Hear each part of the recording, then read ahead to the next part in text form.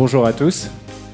Je m'appelle Jean Collet, je travaille au sein d'Unibail-Rodamco-Westfield et je suis ravi d'être avec vous aujourd'hui pour parler d'un sujet qui nous tient à cœur et qui est très important, qui est comment le futur du retail s'invente avec les startups. Et donc pour parler de ce sujet, on a voulu partager avec vous notre vision. Donc je suis ravi de vous présenter Julie Villet, qui est directrice du RW Lab et du développement durable pour Unibail-Rodamco-Westfield.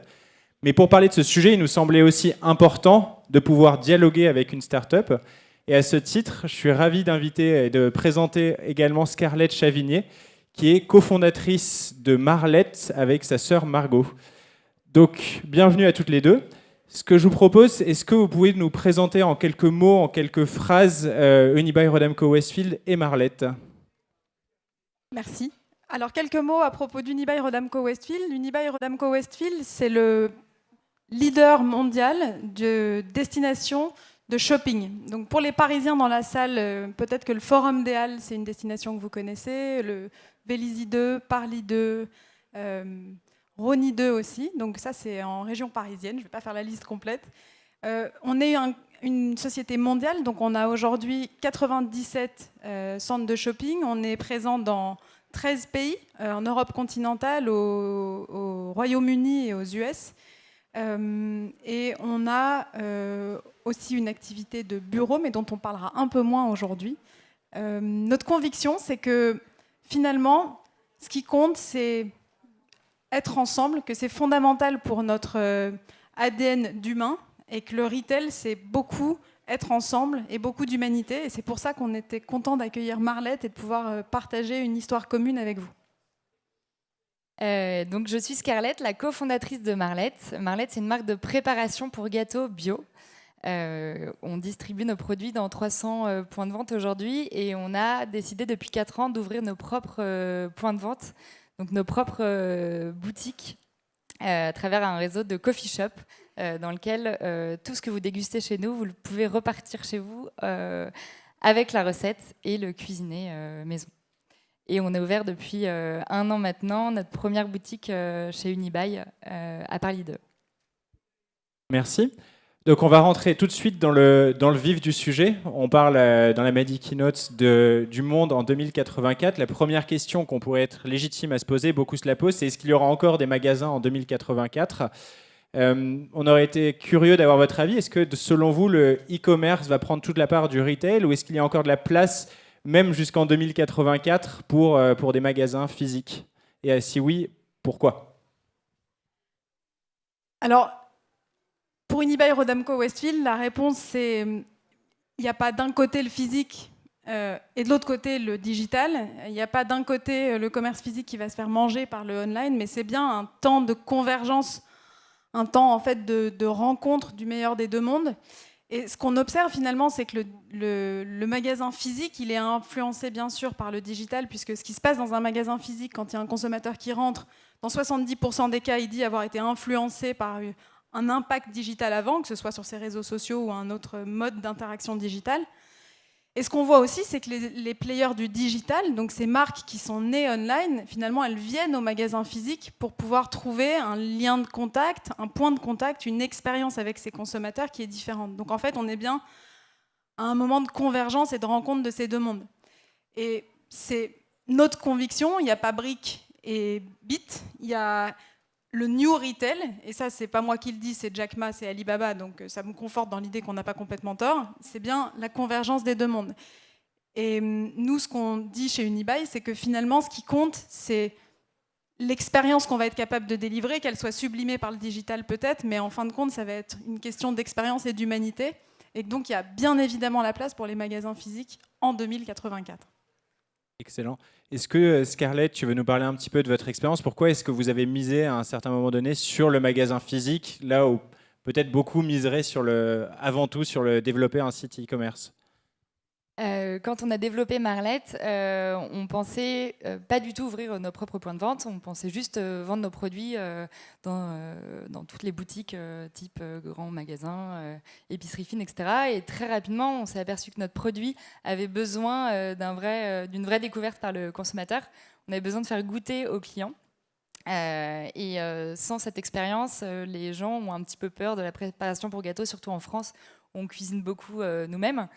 Et on s'est aperçu qu'effectivement, il fallait notamment parler aux clients en leur expliquant d'où on venait. Donc nous, on a créé ça à l'île de Ré. On a vraiment un univers autour de justement toute notre région qui est très riche en céréales, etc. Donc tout ça, en fait, on ne peut pas tout expliquer juste avec un paquet posé dans un rayon. On a besoin de raconter une histoire et ouvrir nos points de vente, ça nous permet de montrer d'où on vient, d'expliquer le concept, etc. Donc, et aujourd'hui, les gens ont vraiment besoin de ça. On ne peut plus juste créer un produit et le mettre en rayon. On a toujours envie de connaître beaucoup plus sur le produit, avoir une vraie expérience avant d'adhérer totalement à une marque. Donc a priori, il y a toujours un avenir pour le magasin. Néanmoins, on voit quand même qu'il y a un rythme technologique qui s'accélère. On parle de la relation entre grands groupes et start-up dans l'univers du retail. Quand on parle start-up, on parle souvent d'hypercroissance, on parle de levée, de série A, B, C, D, E et ainsi de suite, pour celles qui grandissent le plus vite. On parle beaucoup de technologie aussi qui accélère cette croissance. Est-ce qu'il y a encore une place quelque part dans cette croissance, dans ces magasins pour le temps long ? Ou est-ce qu'on est sur vraiment une accélération technologique massive qui transforme radicalement toute l'expérience du retail ? Quelle place pour le temps long aujourd'hui dans cet univers ? Moi, je peux peut-être parler du temps long d'abord. C'est vrai qu'il y a une forme d'accélération et parfois même de trop vite, d'impression d'être débordé par un trop vite. Il y a aussi évidemment une accélération dans nos modes de discussion business sur on veut des magasins qui tournent plus vite, on veut plus d'éphémérité, on veut plus de changements. Les collections dans les magasins de prêt-à-porter s'enchaînent de plus en plus vite, c'est le fast fashion. Mais la réalité, au fond, c'est le temps long, bien sûr, qui compte pour installer une relation. Une relation, c'est pas en une journée. Une relation qui marche, c'est pas si rapide que ça. Et en fait, on le voit bien aussi dans les marques qui durent et les marques qui marchent. C'est bien souvent des marques qui se sont installées dans la vie des consommateurs à différentes étapes de vie. On peut penser à des Nature et Découvertes, qui sont des boîtes qui ont pris le temps de grandir et qui ont pris le temps d'installer des relations avec leurs consommateurs. Et puis même nous, en fait, quand je repense à la relation Unibail, Rodamco, Westfield et Marlette, on s'est connus il y a bien des années, puisqu'en fait, vous aviez participé au Grand Prix du commerce en 2014. Et finalement, vous avez ouvert votre premier point de vente avec nous l'année dernière. C'est bien le signe que ça prend du temps aussi de trouver le concept qui marche, la formule qui tourne, le bon point de contact avec le client. Alors, déjà, c'est effectivement, ça prend du temps d'arriver dans une zone comme Unibail parce que tout de suite, on est projeté dans un gros centre avec un flux de clients qui est énorme. Et pour des petites marques comme les nôtres, quand on n'a pas une énorme machine de guerre en marketing derrière pour mettre des process partout en 2 secondes et créer un concept tout fait, on a besoin de temps pour se chercher, on se repositionne tout le temps, on teste des choses, on voit ce qui marche pas, etc. Et on a ouvert 3 points de vente avant d'arriver chez Unibail justement pour tester notre concept, tester notre carte, voir est-ce que les gens vont être réceptifs, est-ce que les gens vont acheter une fois qu'ils ont déjeuné sur place, est-ce qu'ils vont acheter les scones, les pancakes, les carrot cakes est-ce qu'ils ont aimé. Donc forcément, on n'arrive pas dans une zone commerciale aussi puissante sans appréhender le marché et donc ça prend du temps et aussi de se faire connaître petit à petit. Et après, juste, je sais que c'était pas tout à fait prévu dans notre script, mais je veux juste aussi dire que c'est un peu la responsabilité de chacun. Et en tout cas, nous, chez Unibail Rodamco Westfield, c'est aussi ce qu'on considère faire partie du type de relation qu'on veut construire avec nos partenaires, c'est de dire acceptons de nous donner le temps quand il faut se donner le temps, acceptons de prendre le temps de grandir ensemble, acceptons de nous dire que c'est trop tôt aussi, pour finalement arriver à des choses qui marchent. Et ça, je pense que c'est vraiment la responsabilité du grand groupe vis-à-vis le plus petit, puisque c'est un des sujets dont on parlera, je crois, un peu plus tard.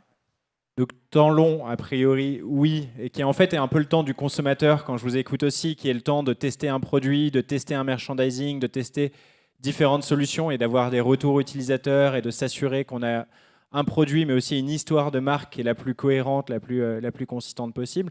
Donc il y a toujours une grande place qui est dédiée à l'humain, quelque part, dans l'univers des magasins de demain, et d'ailleurs, et notamment poussé par les jeunes pousses, quelque part, des nouveaux retailers. Dans ces sujets de l'avenir, il y a cette question de l'humain et de la technologie. Il y a une autre question qui est fondamentale, c'est la question des ressources, et notamment des ressources naturelles, la question de l'impact carbone, la question des circuits courts. On voit que certaines enseignes s'engagent très fortement sur ce sujet-là, alors peut-être des startups encore plus que d'autres. Est-ce que, selon vous, c'est un des critères décisifs de la définition du magasin, du retail de demain ?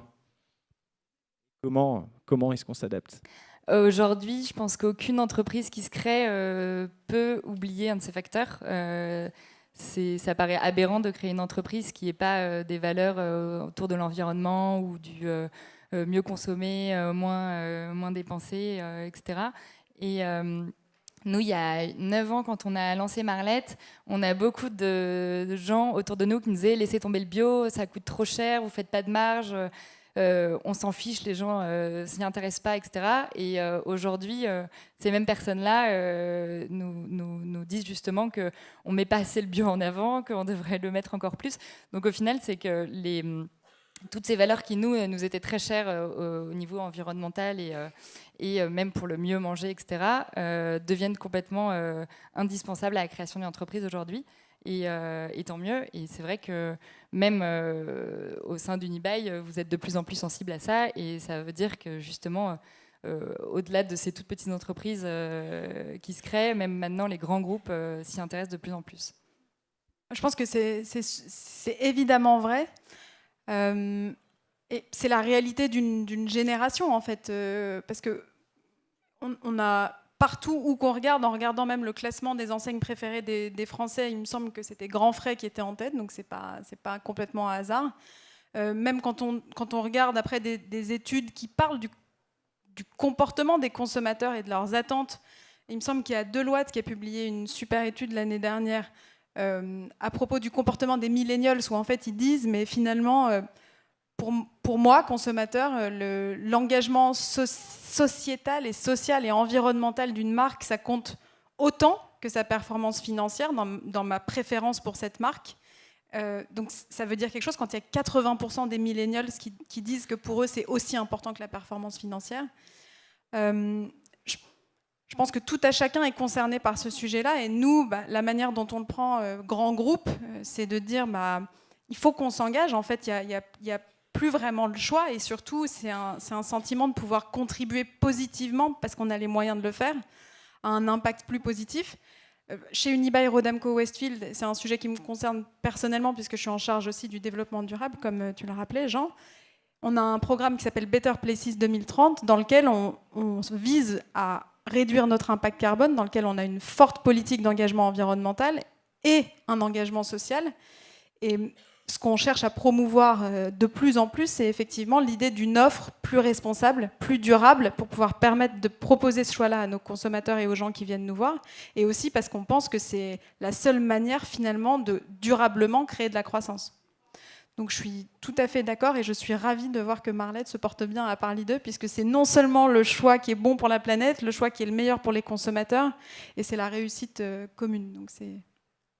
Et on voit quelque part à travers l'histoire de Marlette que la question de l'engagement social, environnemental, écologique, c'est quelque chose qui a été à l'origine même de la création du produit et de la création de la marque que tu as fondée avec Margot. Est-ce que vous auriez, par rapport à ce moment de la création d'une jeune entreprise de retail, un conseil ou une réflexion à apporter aux jeunes entrepreneurs du retail qui sont certainement nombreux dans la salle ? Qu'est-ce qui vous aura marqué sur cette expérience de création d'entreprise et sur la manière dont Unibail-Rodamco-Westfield travaille avec les startups ?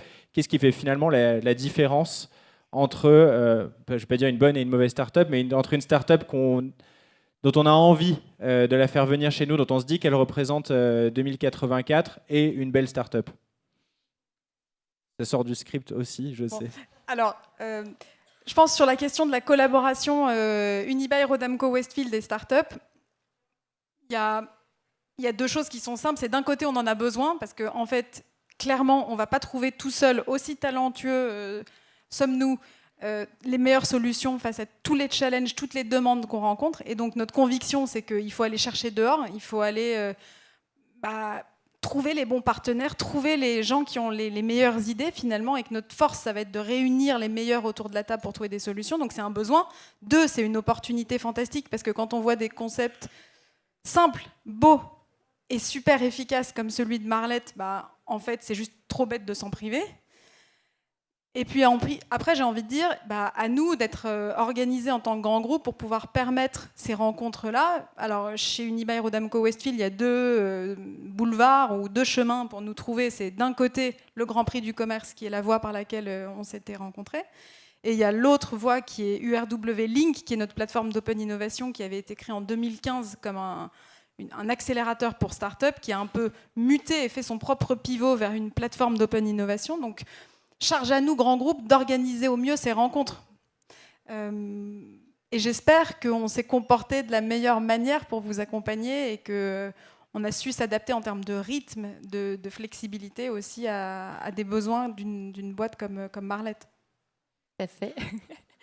Non, nous on a eu très peur au début quand on a gagné le Grand Prix Unibail-Rodamco-Westfield, parce que ça fait peur d'aller dans un grand centre commercial comme ça quand on est une petite entreprise. Et on a eu la chance justement d'être très très accompagnés par toutes vos équipes. Et c'est vrai que de faire le jump entre nos petits magasins rue des Martyrs et de centre-ville et d'arriver chez vous comme ça, sans accompagnement, c'est vrai que ça aurait pu être compliqué, et ça s'est très bien passé. Et sinon, mon conseil pour les entrepreneurs, alors j'ai pas de phrase toute faite, mais si on rejoint ce qu'on disait tout à l'heure, aujourd'hui, beaucoup d'entreprises, de start-up se créent sur des levées de fonds, etc. Et on veut aller très très vite, et on oublie peut-être un peu son produit parce qu'on est plus excité par la levée, etc. Nous, on a vraiment pris le temps, et on a eu la chance d'avoir des actionnaires qui nous ont pas mis de pression et nous ont vraiment laissé nous trouver et trouver notre identité, etc. Et aujourd'hui, avec le temps, on sait vraiment où on veut aller, et on a vraiment construit une marque forte et stable. Et voilà, donc ne pas être pressé de vouloir réussir trop vite et de prendre le temps.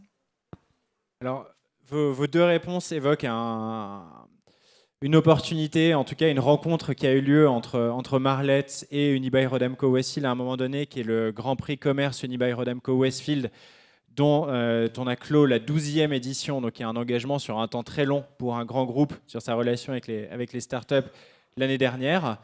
Ce que je vous propose, c'est peut-être de revenir avec un tout petit film sur l'édition de 2018, avant de nous parler rapidement de celle de 2019 et sur l'opportunité que ça peut représenter pour les jeunes entrepreneurs du commerce qui sont présents dans la salle et qui auraient envie de tester leur concept sur nos centres. Donc, on va regarder un petit film et on en parle juste après.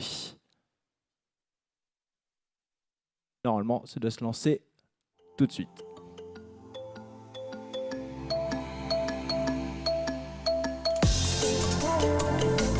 On est ici pour dénicher les concepts innovants et aussi pour participer à cette mutation qu'il y a aujourd'hui, qui est à la fois culturelle, qui est à la fois sociale, qui est à la fois économique des centres commerciaux.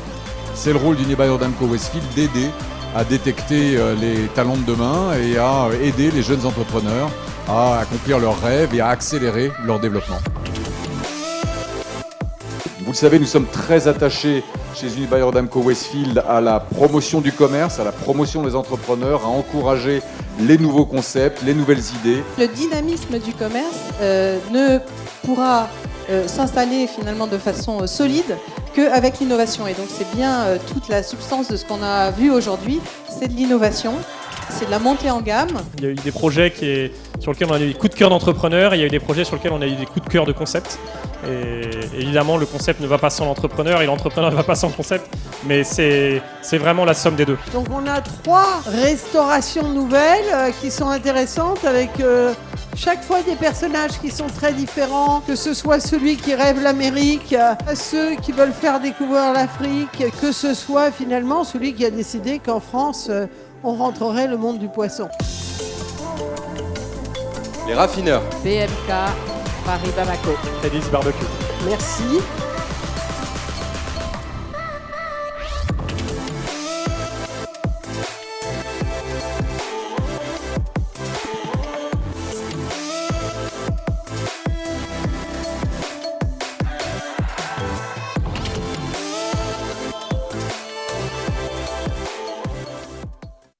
Alors le Grand Prix Commerce Unibail-Rodamco-Westfield, je vous en dis peut-être juste un mot parce que là on vient de parler de vous montrer un petit film sur l'édition 2018. L'édition 2019 ouvre son appel à candidature à partir du 12 mars, donc je vous les invite tous à mettre cette date dans vos agendas. L'objectif de ce prix, c'est évidemment de mettre en avant dans un joli film les nouvelles startups du commerce, mais évidemment ce n'est pas uniquement ça. À la clé du Grand Prix, pour vous donner une idée, en 2018, on avait un certain nombre de dotations. Pour le grand gagnant, 1 million d'euros en franchise de loyer et droit d'entrée dans nos centres commerciaux Unibail-Rodamco-Westfield. Pour le meilleur concept de magasin, 400 000 euros. Pour le meilleur concept de pop-up store, potentiellement 100 000 euros. Et je peux vous dire qu'on le voit, c'est quelque chose dont on peut profiter tout de suite, mais dont on peut profiter quelques années plus tard, comme c'est le cas de Marlette, comme ça a été le cas de Jimmy Fairley, de Faguo, de plein d'anciens gagnants de ce Grand Prix. C'est une extraordinaire opportunité de travailler son business, de pouvoir lancer son concept, de pouvoir prendre des risques aussi en avançant et en accélérant, en ouvrant le concept de magasin dont vous rêvez. Donc évidemment, je vous invite à regarder cet appel-là. On cherche, comme vous l'aurez compris, des marques qui ont des valeurs, qui ont travaillé leur histoire, qui ont un produit dont on sait qu'il est en phase avec l'air du temps et avec l'avenir, qui est responsable. Donc évidemment, connectez-vous sur le petit site que vous avez vu. À partir du 12 mars, appel à candidature avec un calendrier qui nous amène, je crois, jusqu'en septembre, en septembre 2019 pour le Grand Prix et pour ce qui n'est finalement que le début d'une relation entre votre startup et Unibail-Rodamco-Westfield. Ce que je vous propose, il nous reste 5 petites minutes. Je crois que vous êtes tous sur Bcast. Donc normalement, vous allez avoir un petit lien qui va s'afficher pour un temps d'échange, pour les questions que vous pourriez avoir pour Scarlett Chavigné, pour Julie Villet, qu'on remercie déjà pour leurs interventions. Est-ce qu'on a quelques premières petites questions qui s'affichent sur l'écran ? Est-ce que vous avez tous le lien pour y accéder ? Ah, alors on a 2 questions. Ma première question, comment attendez, il y a plein d'autres nouvelles questions qui apparaissent. Ok. Comment URW Link travaille pour les startups ? Que recherchez-vous dans cette collaboration ? Je vais peut-être laisser Julie répondre, puis Scarlett, si elle souhaite rebondir là-dessus. Alors, URW Link et les startups. Après quelques mois et même quelques années d'expérience, en fait, URW Link, pour rappel, ça a été fondé en 2015, donc on a eu le temps de tirer quelques leçons. J'ai envie d'être pas très correct, de dire c'est no bullshit, parce qu'en fait, ce dont on s'est rendu compte quand même avec URW Link, c'est à la fin, ce que les startups cherchent et ce que nous on cherche, c'est faire du business et trouver des solutions. Donc, on a fait évoluer notre relation aux startups en passant d'une phase du début où on proposait du mentoring, de l'espace, du coaching, et où on s'est rendu compte que peut-être c'était pas très satisfaisant nos services, ou en tout cas c'était pas ce que les startups venaient chercher, parce que ce que les startups venaient chercher, c'était de faire du business à grande échelle, de pouvoir tester dans un environnement challengeant leurs solutions, et nous, ce qu'on cherchait, c'était répondre à des problèmes. Donc la relation grand groupe start-up chez Unibail-Rodamco-Westfield à travers le link, c'est de l'efficacité avant tout. Et ensuite, j'ai envie de dire, comment on fait ça ? J'ai envie de dire à travers de la simplicité et de la rapidité. Donc en fait, quand on est contacté, nous, par une start-up chez URW Link, on s'engage à rapidement pouvoir donner une réponse sur oui ou non, est-ce que c'est faisable ? On a des business owners intégrés dans les équipes opérationnelles pour en fait permettre vite d'aller au proof of concept et de tester la solution pour voir si ça marche. Et on essaye d'avoir une approche la plus pragmatique possible, parce qu'à la fin, c'est ce qui bénéficie à tout le monde. Peut-être pour qu'on comprenne la différence du concept avec le Grand Prix Commerce Unibail-Rodamco-Westfield, le Grand Prix vise à identifier les retailers de demain, de 2084 et au-delà. Qu'est-ce que vous cherchez dans les startups qui rejoignent URW Link ? Ce qu'on cherche chez URW Link, c'est en fait des solutions qui vont nous permettre, des solutions plutôt enablers qui vont nous permettre finalement d'améliorer l'expérience shopping.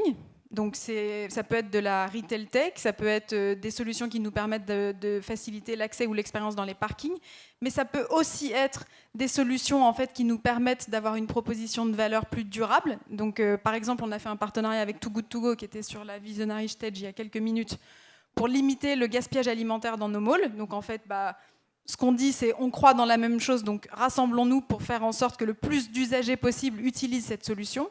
Mais on a aussi fait rentrer à travers le link une start-up qui s'appelle Combo, qui travaille sur la modélisation carbone d'un projet en développement en phase très amont. Donc vous le voyez, le spectre est super large. Et c'est tout ce qui va nous permettre finalement d'améliorer l'impact et l'expérience qu'on va proposer à nos visiteurs demain. Alors, on a 2 nouvelles questions, donc je vais peut-être vous demander 2 réponses très rapides, parce qu'il nous reste 30 secondes au chrono. La première, quel doit être le niveau de maturité des startups qui participent au Grand Prix Commerce Unibail-Rodamco-Westfield? J'ai envie de dire toutes les maturités probablement. Nous, on Et était, tu peux peut-être parler de ton expérience. Nous, on avait ouvert une boutique rue des Martyrs de 30 mètres carrés, donc vraiment petite, une semaine avant d'avoir postulé. Donc on était vraiment au tout début de notre concept. Dernière question, peut-être en un mot. Quelles sont selon vous les vraies innovations retail qui fonctionnent? Et vous avez 0 seconde pour répondre. En un mot peut-être. Je pense que dans ce qui marche pas, il y a le bot, je pense, en numéro 1. Mais dans ce qui marche, j'ai envie de dire que tout ce qui permet d'améliorer la connaissance client sur les canaux digitaux, je pense notamment à toute la relation qu'on a avec Content Square, qui n'est pas une jeune start-up, et qui permet d'améliorer en fait cette convergence entre le online et le offline. Pour nous, dans un challenge omnicanal, ça fait partie des sujets intéressants à regarder. Scarlett, est-ce que tu veux dire un petit mot sur les innovations retail qui marchent? Ah non, moi j'en ai aucune idée. Je sais pas du tout. Ok, merci beaucoup à tous, on était ravis d'être avec vous aujourd'hui. Et n'hésitez pas à venir nous voir avec vos concepts, les nouveaux retailers, les enablers du commerce, on est à votre disposition. Merci beaucoup.